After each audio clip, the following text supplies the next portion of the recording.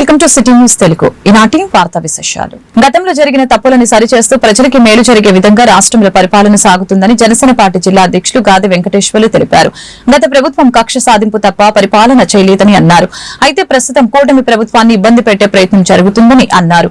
YCP నేతలు తప్పులపై police స్టేషన్లో ఫిర్యాదులు అందుతున్నాయని తెలిపారు. పోర్టుని లాగేసుకున్న విషయంలో జగన్ మీద కూడా కేసులు పెట్టాలని ఆయన డిమాండ్ చేశారు. ఇప్పటికైనా సిఐడి అధికారుల నిర్లక్ష్యం వీడాలని సూచించారు. అక్రమాలపై జనసేన నిరంతరం పోరాటాలు చేస్తుందని గాది వెంకటేశ్వర్లు తెలిపారు.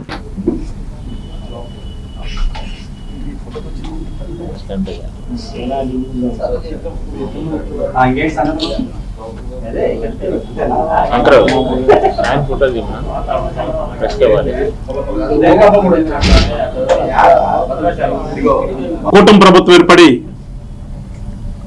6 నెలలు అవుతుంది. ఈ 6 నెలల నుంచి కూడా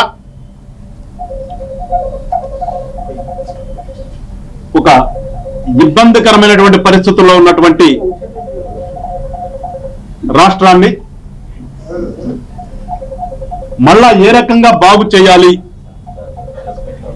అనే ఒక ఆలోచనతో ప్రభుత్వం వెళ్తూ ఉంటే గతంలో పరిపాలించినటువంటి ఆ పెద్ద మనిషితో పాటు ఉన్నటువంటి మంది మావాదులంతా కూడా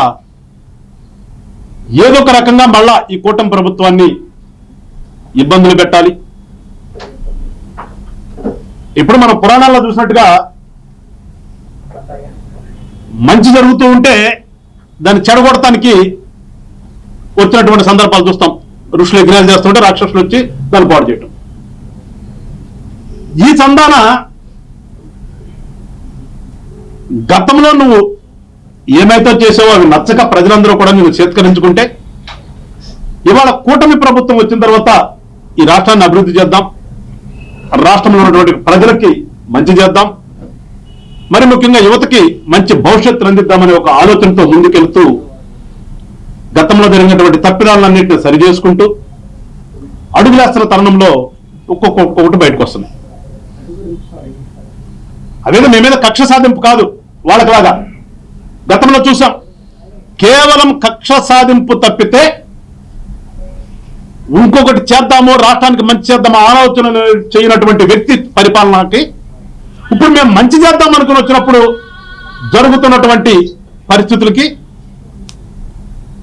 ప్రజలందరూ కూడా గమనిస్తూ ఉన్నారు. కానీ తప్పులు ఎప్పుడు ఆగవు కదా. జరిగినటువంటి పరిణామాలు బయటకు వస్తూ ఉంటే వాటిని మేమేదో కావాలని చెప్పి చేస్తున్నామని చెప్పేసి నోరు బారేసుకుంటా మన గుంటూరులో చూస్తే గుంటూరు జిల్లాకి అధ్యక్షుడికి ఇచ్చారు పాపం రాంబాబు గారికి.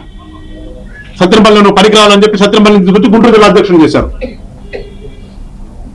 ఈరోజు పాపం ఖాళీ కూర్చున్నాడు కదా, ఏదో ఒకటి మాట్లాడాలని చెప్పేసి ప్రెస్ మీట్లు పెట్టి జనసేన పార్టీ అధ్యక్షుడిని, అట్లానే ఈ జిల్లాలో ఉన్నటువంటి మంత్రి గారు అయినటువంటి మనోహర్ గారి మీద ఏదో దుష్ప్రచారం చేద్దాము అనే ఒక ప్రయత్నం చేస్తూ నోరుంది అని చెప్పి నోరేసుకుని పడదాం అనుకుంటున్నారు. ఎందుకంటే నిజంగా తెలియనాడికైతే చెప్పొచ్చు. మనం తెలిసి మాట్లాడాలనుకున్న వాళ్ళకి ఏం చేయలేం కదా. దానితోటి పాపం గుండెల మీద జగన్మోహన్ రెడ్డి గారు బొమ్మ ఒకటి పెట్టుకుంటున్నాడు ఈ మధ్యన. అంత ముందు ఉందో లేదో నాకు అది గమనించలేదు, కానీ గత కొంతకాలంగా చూస్తున్నాం గుండెల మీద చంద్రబాబు జగన్మోహన్ రెడ్డి గారు ఫోటో ఒకటి పెట్టుకుని వచ్చి కూర్చుని ఏదో పాపం ఒక ఋషి చెప్పినట్టుగా ఏదో దీర్ఘాలు తీస్తూ కానీ తెలుసుకోవాల్సింది ఏంటి రాంబాబు గారు, మీరు మేము ఏది కూడా ఇవాళ మీ మీద కోపంతోనో మీ మీద వ్యక్తిగతంగానో మీకులాగా మేము చేయట్లా. మేము ప్రజాస్వామ్యంలో ప్రజాస్వామ్యయుతంగా పరిపాలన చేస్తున్నాం. మీరు బుధం చదువుకుంటే మేమేం చేస్తాం? ఎందుకంటే మీరు చేసినటువంటి పాపాలు కానీ మీరు చేసినటువంటి దుర్మార్గాన్ని కూడా వస్తున్నాయి. ఒక్కోదానికి పరిగెత్తుకుంటూ వస్తున్నాయి. అవి పరిగెత్తుకుంటూ వస్తున్నప్పుడు మేమేదో చేస్తున్నామనే ఫీలింగ్ లో మీరుంటే అది మీ దౌర్భాగ్యం. అంతకుమించి ఏంలే. మీరేదో పవన్ కళ్యాణ్ గారిని క్రిటిసైజ్ చేయాలి, మనోహర్ గారిని క్రిటిసైజ్ చేయాలనుకుంటే 33 సంవత్సరాలలో 170 మంది ఏసీసీ సిమెంట్ ఫ్యాక్టరీ కార్మికులు మరణించారని తాడేపల్లి సిపిఎం నాయకులు జొన్న శివశంకర్ పేర్కొన్నారు. న్యాయబద్దంగా కార్మికులు 450 కోట్ల రూపాయలు కోర్టు తీర్పు ప్రకారం యాజమాన్యం చెల్లించాలని తెలియజేశారు. ఈ మేరకు తాడేపల్లి మండలంలో ఏసీసీ సిమెంట్ ఫ్యాక్టరీ కార్మికులు చేపట్టిన నిరవధిక దీక్ష 38 రోజులకి చేరుకుంది. అలాగనే కార్యక్రమంలో మంగళగిరి నియోజకవర్గ సమన్వయకర్త దొంతిరెడ్డి వేమారెడ్డి, తాడేపల్లి సిపిఎం నాయకులు జొన్న శివశంకర్, పార్టీ నాయకులు, కార్యకర్తలు తదితరులు పాల్గొన్నారు. ఈ సందర్భంగా మంగళగిరి వైఎస్ఆర్సీపీ సమన్వయకర్త దొంతిరెడ్డి వేమారెడ్డి మాట్లాడారు. కార్మికులు గత 33 సంవత్సరాలుగా పోరాడుతున్న వారి సమస్యలకు ఎలాంటి పరిష్కారం లభించలేదని అన్నారు. కార్మికులకు వారి జీవితాన్ని ఫ్యాక్టరీ అభివృద్ధికి కృషి చేశారని, కార్మికులకు ఈ భూమితో సత్సంబంధాలు ఉన్నాయని తెలియజేశారు.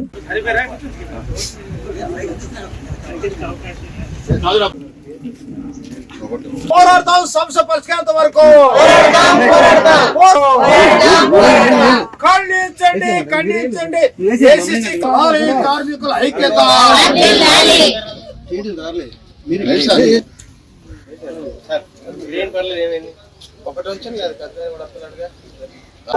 పోరాడతాం పోరాడతాం సమస్యల పరిష్కారం వరకు ఖండించండి ఖండించండి ఏసీసీ కార్మికుల గుడిసెల ప్రభుత్వం తొలగించకండి ఖండించండి ఖండించాలు కార్మిక పోరాటాలు పోరాడదాం పోరాడదాం సమస్యల పరిష్కారం వరకు పోరాడదాం పోరాడదాం సమస్యల పరిష్కారం వరకు పోరాడదాం పోరాడదాం సమస్యల కార్మికుల ఐక్యత పోరాడదాం పోరాడదాం సమస్యల పరిష్కారం వరకు పోరాడదాం పోరాడదాం సమస్యల పరిష్కారం వరకు వర్ధిల్లాలి కార్మికుల పోరాటం ఇంకోటి ఏపాలి మీకు ఏపాలి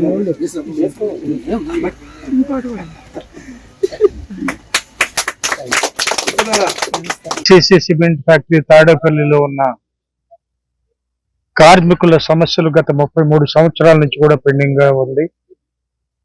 గత 38 రోజులుగా కూడా వాళ్ళు నిరసన దీక్షలు, శిబిరాలు ఏర్పాటు చేసుకొని, అట్లాగే ఈ స్థలంలో కూడా వాళ్ళకి చేతనైనంత నివాసం కూడా ఏర్పాటు చేసుకోబోతే ప్రభుత్వ యంత్రాంగం వచ్చి దాన్ని పడేయటం, ఎవరు పడేశారో కూడా దానికి సంబంధం లేకుండా రెవెన్యూ అధికారిని కనుక్కుంటే వీళ్ళు మాకే సంబంధం లేదని రెవెన్యూ అధికారి కూడా చెప్పడం, అసలు ఇక్కడ ఎవరో ప్రైవేటు వ్యక్తుల భూమిలో ఎవరో వచ్చి ఈ విధంగా చేయటం అనేది కాకుండా దీనికి ఒక విధంగా కార్మికులకి ఈ భూమికి కూడా సంబంధం ఉంది. ఏ విధంగా అంటే వాళ్ళ జీవితాల మొత్తం ఈ భూమిలో ఉన్న ఫ్యాక్టరీలోనే వాళ్ళు పనిచేశారు. ఈ ఫ్యాక్టరీ నుంచే వాళ్ళకి రావాల్సిన ఫైనల్ సెటిల్మెంట్ ఇంతవరకు అందల. గత 33 సంవత్సరాల నుంచి కూడా ఇప్పటికి 100 మంది పైచులుక కార్మిక సోదరులు మరణించారు. ఇప్పటికి కూడా దీన్ని సమస్యని సీరియస్ గా తీసుకోకపోతే ఇంకా ఎంతో మంది జీవితాలు పాడవటం, ఎంతో మంది చనిపోవటం. ఏసీసీ సిమెంట్ ఫ్యాక్టరీ కార్మికులు ఈ రోజు నిరసన దీక్షలు ప్రారంభించారు. నిన్నటిదాకా 38 రోజులు నిరవధిక దీక్షలను ప్రారంభించారు. ఈ క్రమంలో ఏసీసీ ఫ్యాక్టరీ అని చెప్పేసి అంటే గతంలో ఈ నియోజకవర్గానికి ఒక ప్యారిస్ లాగా ఉన్న పరిస్థితి, ఇవాళ పరిస్థితి వస్తున్న చాలా ధైర్యంగా కనిపిస్తా ఉన్న పరిస్థితి. 170 మంది 33 సంవత్సరాల కార్మికులు మరణించడం జరిగింది. ఈ ప్రాంతంలో ఈ భూమి విలువ ఈ రోజు 3,000 కోట్ల రూపాయలు పలుకుతా ఉంది. మాకు రావాల్సిన న్యాయమైన కోర్టు తీర్పు ప్రకారం సుమారుగా 450 కోట్ల రూపాయలు మాత్రమే.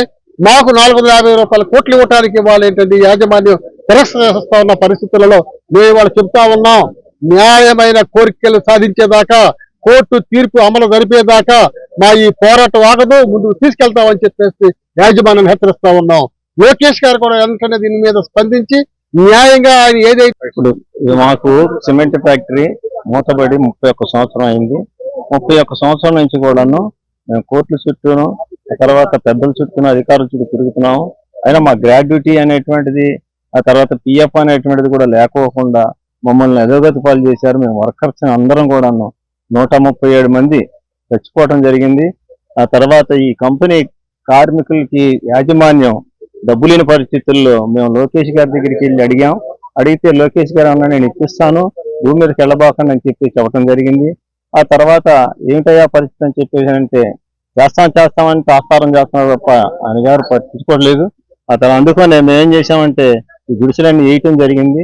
గుడిసెలన్నీ కూల్చి పారేసేసి ఎవరికి తెలియకపోకుండా, ఎవరు లేని సమయంలో మరి ఎవరో దుండగులు వచ్చేసేసి పడేయటం జరిగింది.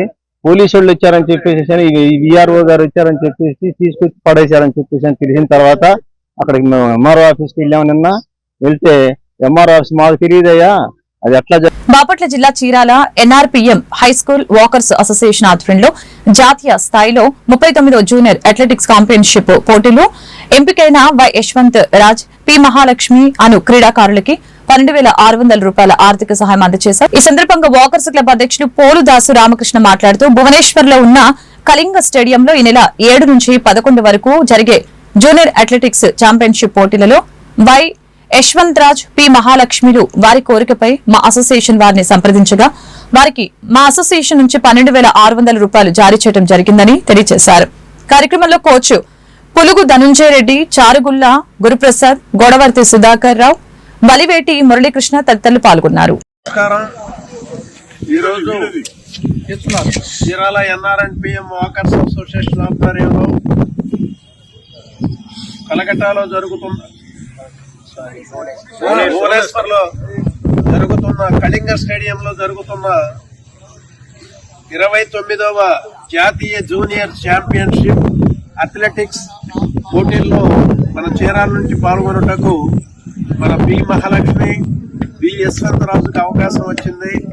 వారు భువనేశ్వరం వెళ్ళటానికి కానీ, వారు షూ కొనుక్కోవడానికి కానీ ఖర్చుల నిమిత్తం డబ్బులు కావాలని మన వాకర్స్ అసోసియేషన్ ని అడగడం జరిగింది.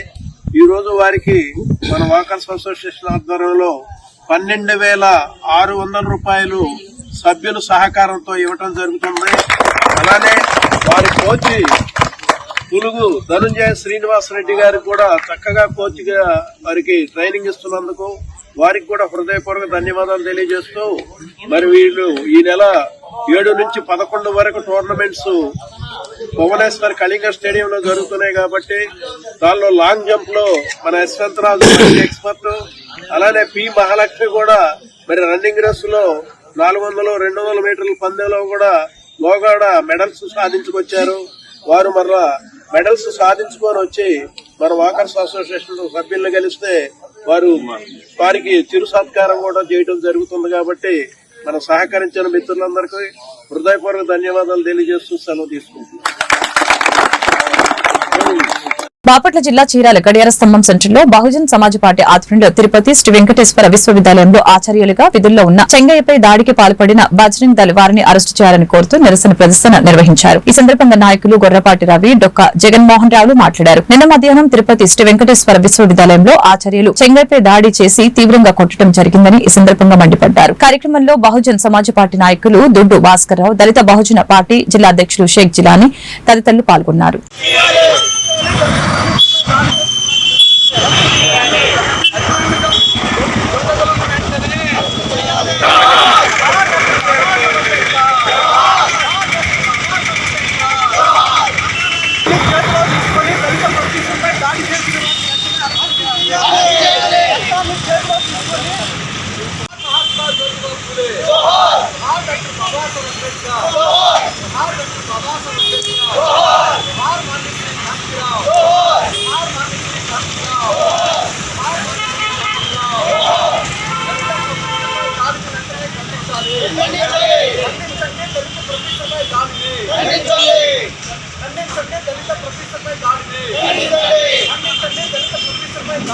పార్టీ రాష్ట్ర కార్యదర్శిని. నా పేరు doctor Dokka Jaganmohan Rao, retired professor అండి. మొన్న సాయంత్రం తిరుపతిలోని వెంకటేశ్వర యూనివర్సిటీలో triple E department, head of the department professor V Chengaiah గారి మీద బీజేపీ, ఆర్ఎస్ఎస్, బజరంగ దళకు చెందిన కొంతమంది కార్యకర్తలు ఆయన ఛాంబర్లోకి దౌర్జన్యంగా వితౌట్ పర్మిషన్ ప్రవేశించి ఆయన మీద చేయి చేసుకొని దుర్భాషలాడటం కూడా జరిగింది. కారణం ఆయన ఒక దళిత ప్రొఫెసర్ అవటమే.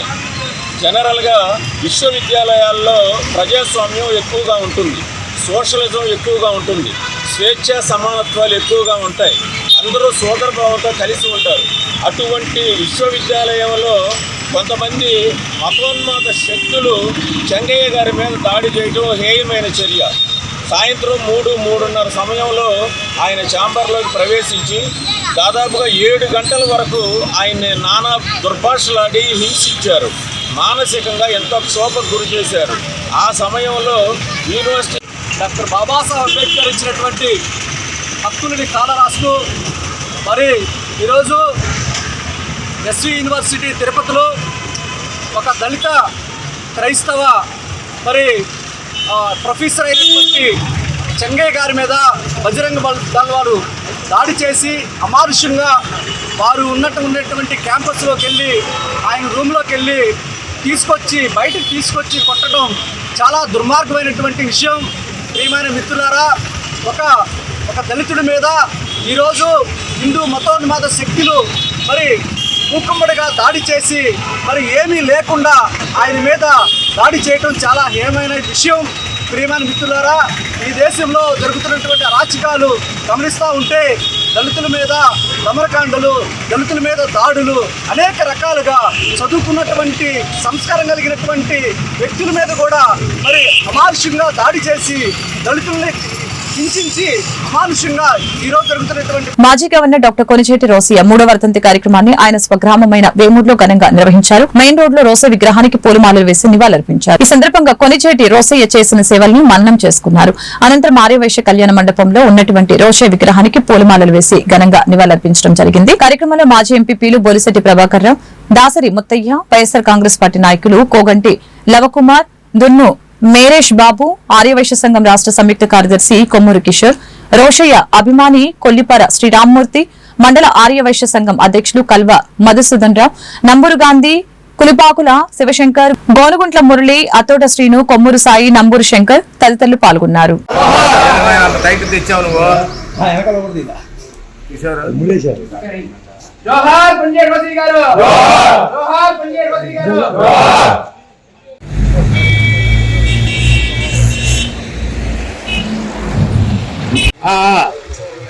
మధుబాబు గారు అదే ఆయన మనం పెట్టాలి.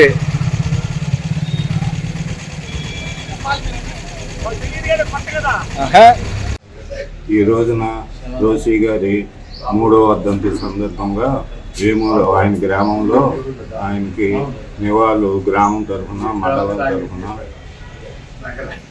మండలం తరఫున నివాళులు అర్పిస్తున్నాము. తర్వాత గ్రామంలో నాయకులు కానీ మరి ఆయన్ని గుర్తుంచుకోవాలి. మనకు సీఎంగా చేశారు. అదే దృష్టితో కొంతమంది ఆయన్ని మర్చిపోతున్నారు. అది మర్చిపోకుండా ఉండాలని నాకు.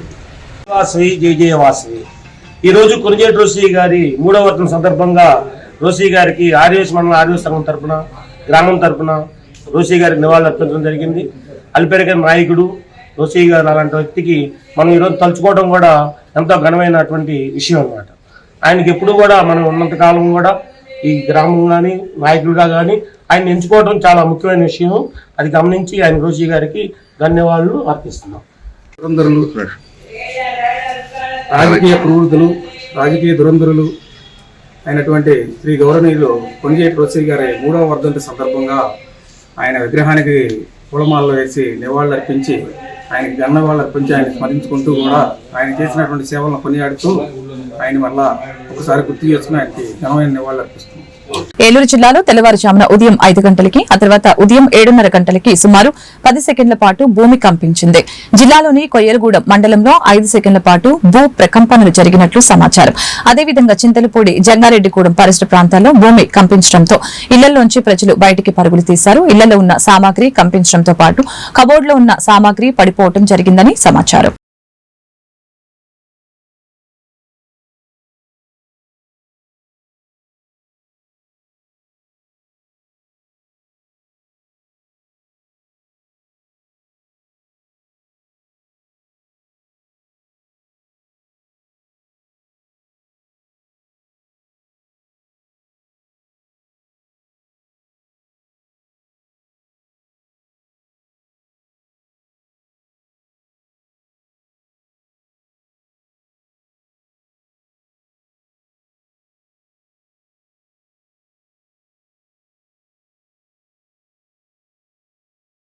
పోలవరం నియోజకవర్గం కొయ్యలగూడెంలో ఒక పాత్రికేయుడిపై జరిగిన దాడిని పోలవరం ఎమ్మెల్యే చిరి బాలరాజు ఖండించారు.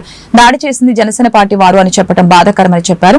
గత 5 సంవత్సరాలలో ఏనాడు మీడియాని చిన్నచూపు చూడలేదు. మీడియా అన్న పాత్రికేయులు అన్న మాకు చాలా గౌరవం. దీనిపై ప్రత్యేక అధికారుల్ని దర్యాప్తు నిమిత్తం ఏర్పాటు చేస్తున్నట్లు తెలిపారు.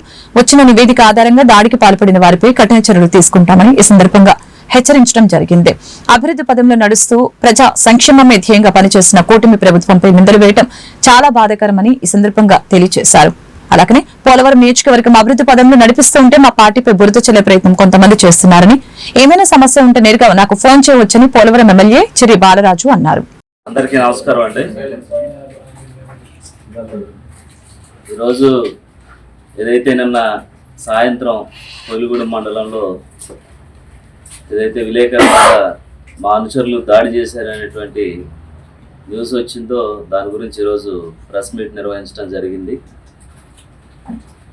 మా జనసేన పార్టీకి ఎన్డీఏ కూటమికి మీడియా అంటే గౌరవం, అభిమానం.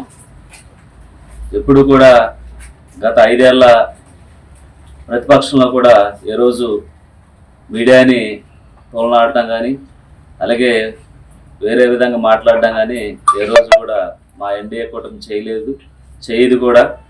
ఈరోజు ఏదైతే తప్పుడు ప్రచారాలు చేస్తూ ఈరోజు ఇలాగా మా మీద ఎన్డీఏ కూటమి మీద బురజల్లేటువంటి కార్యక్రమం చేస్తున్నారు. వీటిని మేము చాలా గట్టిగా తీవ్రంగా ఖండిస్తున్నాం. ఏదైతే నిన్న జరిగినటువంటి సంఘటన ఉందో దీని మీద ప్రత్యేకమైనటువంటి అధికారులు నియమించి డిఎస్పీ గారు నియమించి రాత్రి జరిగిన సంఘటనని తక్షణమే ఈరోజు రేపట్లో స్పెషల్ ఆఫీసర్ నియమించి దీనికి ఏదైతే విలేకరు మీద జరిగినటువంటి దాడి ఎవరైతే చేశారో, ఎందుకు చేయవలసి వచ్చిందో ఇవన్నీ కూడా ఈరోజు కానీ రేపు కానీ ఈ రిపోర్ట్స్ రావడం జరుగుతుంది. వచ్చిన వెంటనే ఎవరైనా సరే ఇలాంటి సంఘటనలు మళ్ళీ జరగకోకుండా ఎవరైతే ఇలాంటి పనులు చేసినటువంటి వారు ఉన్నారో వారిని తప్పకుండా శిక్షించేటువంటి కార్యక్రమం ఎన్డీఏ కూటమి తీసుకుంటుంది. అలాగే ఈరోజు ఎన్డీఏ కూటమి ఈరోజు అభివృద్ధి పదంలోకి ముందుకు దూసుకుపోతుంది. నియోజకవర్గంలో అనేకమైన అభివృద్ధి కార్యక్రమాలు చేసుకుంటూ ముందుకు వెళ్తున్నాం. ఈ వెళ్ళేటువంటి క్రమంలో ఎన్డీఏ కూటమి మీద బురజల్లేటువంటి కార్యక్రమం చేస్తున్నారు. ఇవన్నీ కూడా ప్రజలు నమ్మేటువంటి స్థితిలో లేరు. ఈరోజు ప్రతి ఒక్కరు కూడా ఒకటే గుర్తించాలి, ఈ ప్రభుత్వం మారిన దగ్గర నుంచి కూడా లా అండ్ ఆర్డర్ కానీ అలాగే అభివృద్ధి కానీ ఇవన్నీ కూడా మంచిగా చేసుకుంటూ ముందుకు వెళ్తున్నాం. అలాగే ఎప్పుడు కూడా ఇలాంటి సంఘటనలు మన ఏరియాలో జరగలేదు. ఎందుకంటే ఈ కల్చర్ అసలు రానివ్వకూడదు. వచ్చినా కూడా దీన్ని మేము సమర్థించాం. దీని మీద స్పెషల్ ఆఫీసర్ని కూడా నియమించాం. ఇమీడియట్లీగా ఈరోజు కానీ రేపు కానీ దీని మీద రిపోర్ట్ వస్తే ఎవరైతే చేశారో వారి మీద, తప్పు చేసిన వాళ్ళని ఎప్పుడు కూడా వదిలే పరిస్థితి మా ఎన్డీఏ కూటమిలో ఉండదు. ఎందుకంటే ఈరోజు ప్రతి ఒక్కరు కూడా ఆనందంగా ఉంటున్నారంటే ఈరోజు ఎన్డీఏ కూటమిలో లా అండ్ ఆర్డర్ విషయంలో చాలా స్ట్రిక్ట్గా ఫాలో అవుతున్నాం. తప్పకుండా ఇలాంటివి మళ్ళీ పునరావృతం కాకుండా మళ్ళీ ఇలాంటి తప్పు చేయని విధంగా వారికి శిక్ష విధించడానికి మా ఎన్డీఏ కూటమి ఉంది. పశ్చిమ గోదావరి జిల్లా భీమవరంలో శ్రీ మావులమ్మ అమ్మవారి హుండీ తెరిచి లెక్కించారు. 3 నెలల కాలానికి వచ్చిన ఆదాయం భక్తుల ఆలయ హుండీ ద్వారా మొత్తం ఆదాయం 70,07,033 రూపాయలుగా ఉంది. అదేవిధంగా అమ్మవారి అన్నదానం హుండీ వలన 1,04,177 రూపాయలు సమకూరింది. మొత్తం శ్రీ అమ్మవారి ఆదాయం 71,11,207 రూపాయలు.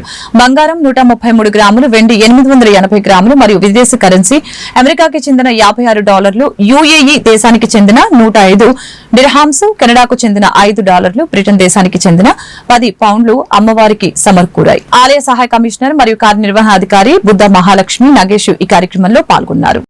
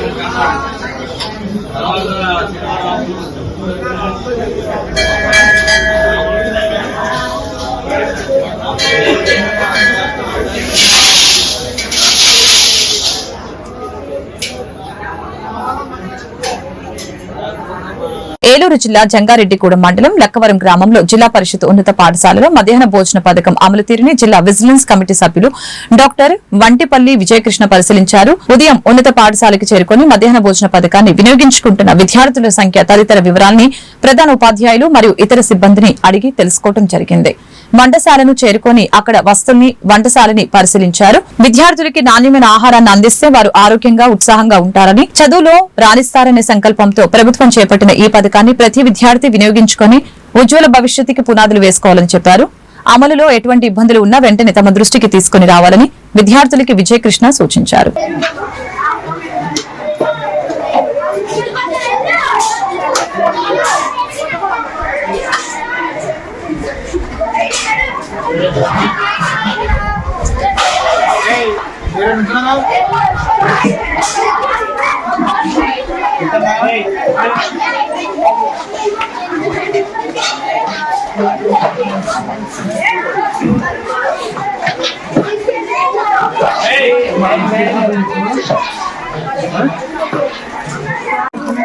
నిజంగా రామలేని రక్షించదని మాకు నేను సరిగ్గా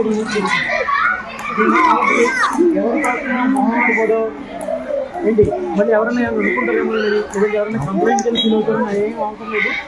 ఇది ప్రభుత్వం పిల్లల కోసం విద్యార్థుల కోసం ఏర్పాటు చేసిన పథకం సక్రమంగా అమలు అవ్వాలి. అమలు అవ్వడానికి ఎటువంటి యాక్షన్ అయినా సరే బిర్యానీ పడుతుంది. ఓకే బిర్యానీ కూడా బాగుంటుంది.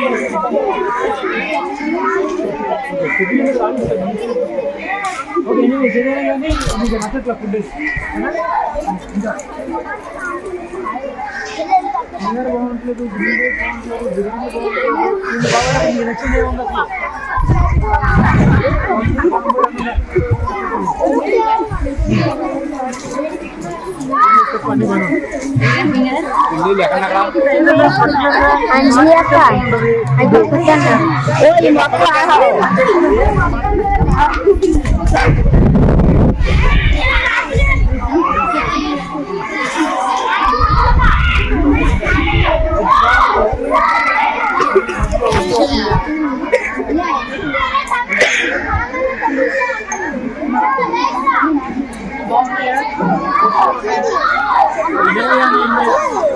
తేమ శాతం పేరుతో ధాన్యం మద్దతు ధరలో కోత పెట్టి రైతులకి, కౌలు రైతులకి అన్యాయం చేయడం తగదని ఆంధ్రప్రదేశ్ రైతు సంఘం జిల్లా కార్యదర్శి కె శ్రీనివాస్ తెలిపారు. పెదవేగి మండలంలోని వంగూరు, లక్ష్మీపురం గ్రామాల్లో పర్యటించి ఈ రోజు రైతు సంఘం నాయకులు కల్లాల్లోని ధాన్యాన్ని పరిశీలించారు. తేమ శాతం లెక్కింపులో జరుగుతున్న మోసాల పట్ల నిరసన వ్యక్తం చేశారు. ఈ సందర్భంగా కె శ్రీనివాస్ మాట్లాడారు. రైతు సేవా కేంద్రంలో లెక్కించిన తేమ శాతానికి భిన్నంగా రైసు మిల్లులో అధిక తేమ శాతం చూసి అన్నదాతల్ని ఇబ్బందులకు గురి చేయడం తగదని చెప్పారు. 40 కేజీలు అంటే ఇప్పుడు 2.5 కేజీలు తగ్గిస్తున్నారు. 2.5 కేజీలు అంటే వాళ్ళు చెప్పిన దాని ప్రకారం 23 రూపాయలు అంటే 35 60 రూపాయలు కటింగ్ అంతేనా? అలాగే ఉండదా? అసలు ఎవరు వెళ్ళలేదా? ఇల్లు రారగండి మరి ఎక్కడికి? సరే ఇప్పుడు మనకి 75 కేజీల బస్తాకి 1750 కావాలండి. 1750 ఎంత కటింగ్ అంటున్నారు? సార KG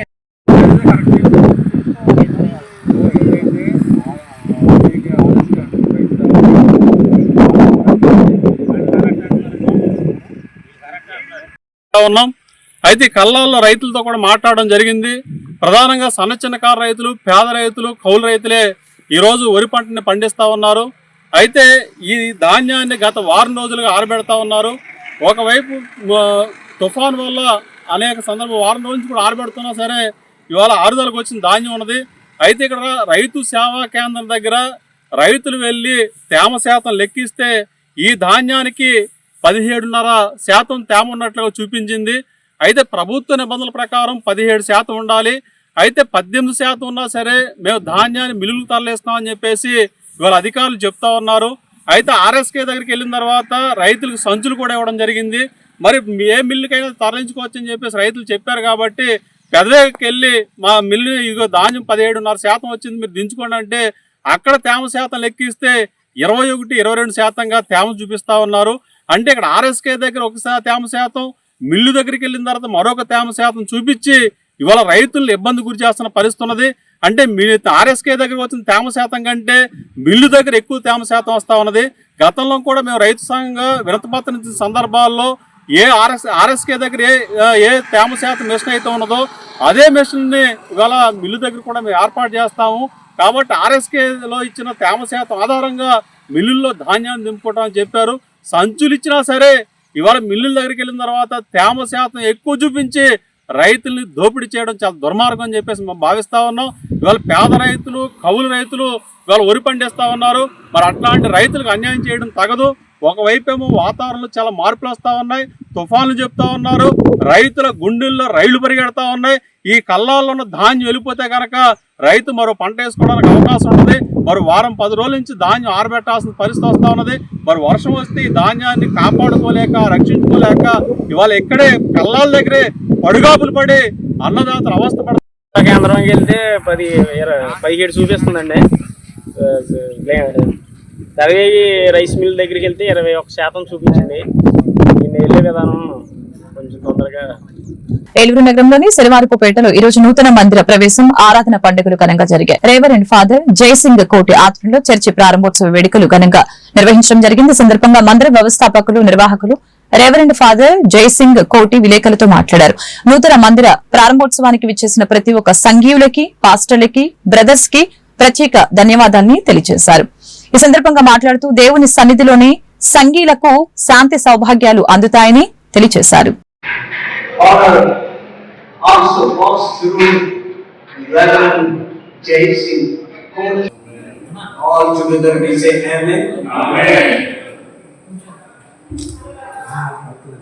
Father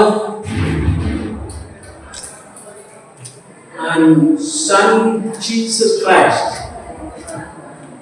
and the Holy Spirit, I got to open this church. Say hallelujah! Hallelujah!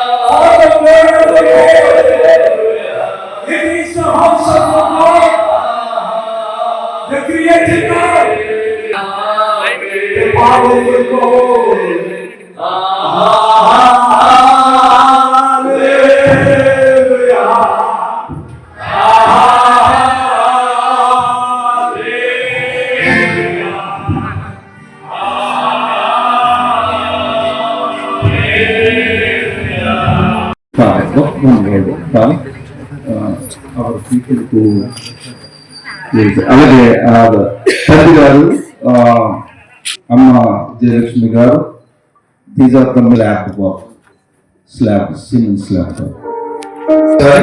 Father గారితో ప్రయత్నం చేశారు.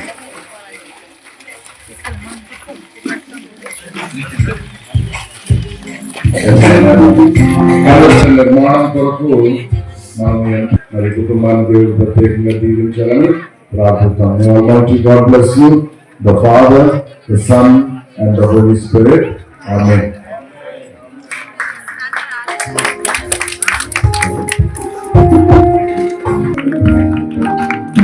హల్లెలూయా. వారు మనతో ఉండడం చాలా సంతోషం. అలాగే పేపర్లో ప్రకటించిన రీతిగా I call upon Reverend Larman to please come. And అలాగే పాస్టర్ సుధీర్, అలాగే బైబిల్ మిషన్, అలాగే వారు సోరంపూడి ప్రాంతంలో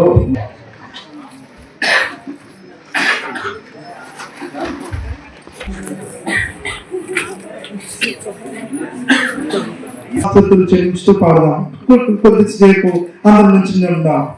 హల్లెలూయా హల్లెలూయా. స్తోత్రం స్తోత్రం స్తోత్రం స్తోత్రం. ప్రతి ఒక్క స్వరాన్ని స్తోత్రం చేద్దాం. నీకు మాకు ప్రభావం దేవా, మాకు అన్నిటికీ ప్రభావం దేవా, ప్రతి ఒక్కరి సమకూర్చిన విధానం తీర్చిన వారు ప్రభావం దేవా. హల్లెలూయా హల్లెలూయా హల్లెలూయా హల్లెలూయా. స్తోత్రం స్తోత్రం స్తోత్రం స్తోత్రం. హల్లెలూయా. Not people చెప్పడానికి కాదు, from love towards audience మన కొరకు కేటాయించి చెల్లాయించి మన కొరకు వచ్చినాడు. Thank God. దేవుని నామానికి స్తోత్రం. ఆశ్చర్యానికి సంఘస్థలందరికీ వందనాలు. ఇక్కడ చిన్నప్పటి నుంచి నేను ఒక 7th క్లాస్ నుంచి చర్చ్ వచ్చాను. ఇక్కడ చర్చ్ శనివారంపేటలో గత లాస్ట్ 33 సంవత్సరాల నుంచి ఇక్కడ పరిచర్య చేస్తున్నాం. అలాగే బెంగళూరులో కాస్త హైయర్ ఎడ్యుకేషన్ కూడా చేసి ఈ స్థలానికి రావడానికి దేవుడు. అలాగే ఈ రోజున ఈ కార్యక్రమమైన మందిరాన్ని అలాగే స్థాపించడానికి దేవుడు అవకాశం ఇచ్చారు. అలాగే ఈ మందిరం అనేక మందికి దీవెనకరంగా ఉండాలని మేము ప్రభు గారిని కోరుతూ ఉన్నాం. అలాగే ఈ కార్యక్రమాన్ని వీక్షించిన మీ అందరికీ కూడా ప్రభు యేసు నామములో నేను వాడుతున్నాను తెలుసుకున్నాను. God bless you. నా ఫ్రెండ్స్ ఫ్రమ్ బెంగళూరు నుంచి వచ్చి ఉన్నారు. అలాగే బెంగళూరు కూడా there are having a very good ministry in Bengaluru. అలాగే వాళ్ళు వచ్చినందుకు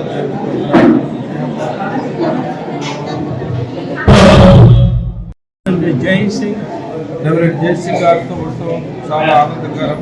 After a long time in hard work, అలాగే చాలా సంవత్సరాల తర్వాత చాలా కష్టపడి పనిచేశారు. he has built this building for the glory of God, Lord Jesus.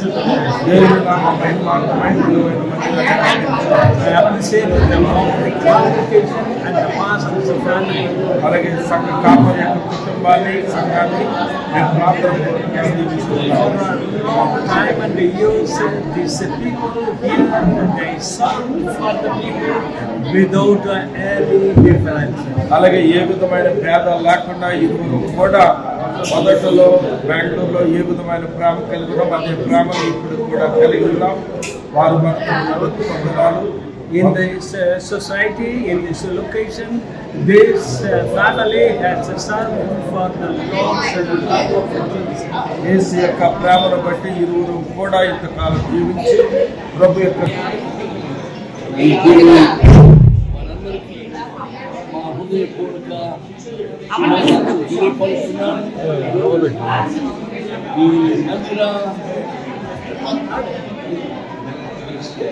Dedication సందర్భంగా మీరందరి సహాయ సహకారాలను బట్టి సంఘ కాపరి వారి ఇచ్చిన ప్రోత్సాహాన్ని బట్టి మీరందరికీ శుభాకాంక్షలు తెలియపడుతున్నాను. మీ టీవీ ప్రార్థన చేస్తాను. 2022 డిసెంబర్ 25న టీడీపీ మాజీ ఎమ్మెల్యే రావి వెంకటేశ్వర వస్త్ర దుకాణంపై పెట్రోల్ ప్యాకెట్స్ తో దాడి చేసిన 9 మంది వైసీపీ యువ నేతల్ని అరెస్టు చేసి నందివాడ పోలీస్ స్టేషన్ కి తరలించారు. వారిపై 143, 144, 145, 188, 427, 506, రెడ్ విత్ 149 బిఎన్ఎస్ సెక్షన్ల కింద అరెస్టు చేసి కేసులు నమోదు చేయడం జరిగింది. ఈ సందర్భంగా నందివాడ పోలీస్ స్టేషన్ కి కృష్ణా జిల్లా వైఎస్ఆర్సీపీ ఉపాధ్యక్షులు మండలి హనుమంతరావు స్టేషన్ కి వచ్చి మీడియాతో మాట్లాడారు. రాష్ట్రంలో కూటమి ప్రభుత్వం వినూత్నమైన పరిపాలన సాగిస్తుందని, సూపర్ 6 పథకాలు అమలు చేయలేక 2 వర్గాల మధ్య జరిగిన ఘర్షణల్ని అడ్డుపెట్టుకుని కేసులు పెడుతున్నారని, నాన్ బెయిలబుల్ కేసులు పెట్టి కార్యకర్తల్ని అరెస్టులతో భయపెడుతున్నారని, ఇది మంచి పద్ధతి కాదని దురదృష్టకరమని అన్నారు.